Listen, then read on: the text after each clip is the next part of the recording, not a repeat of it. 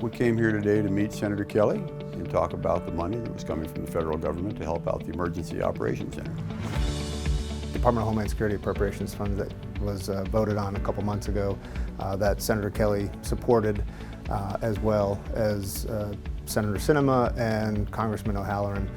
That funding was for $187,500 for the Emergency Operations Center. To provide the technology and the integration of the technology here, so this Emergency Operations Center can be up and running. It's not just about computers and monitors, and behind me there'll be a large video wall, larger TVs to be able to display things for everybody in the room to see. During a full activation, you might have 25, 30 people in this room easily.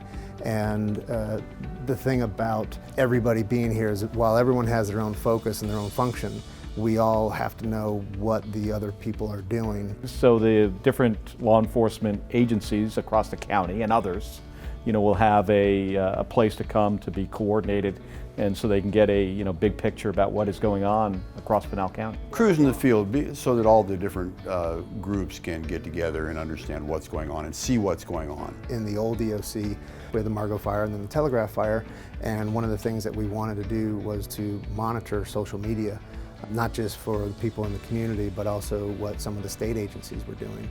And we had to take a laptop, put it on a table, and connect it to a monitor up on the wall in order to have that capability for everyone to be able to see.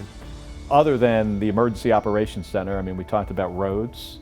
I-10 is always a big issue, but also some, transportation in, road infrastructure into Pinal County. We talked about a mega grant that is with the Department of Transportation now, and how do we get that approved?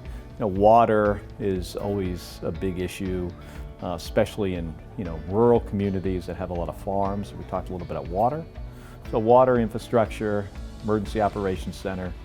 That was a good discussion, and glad to be here. It's always interesting to meet the elected officials that come through.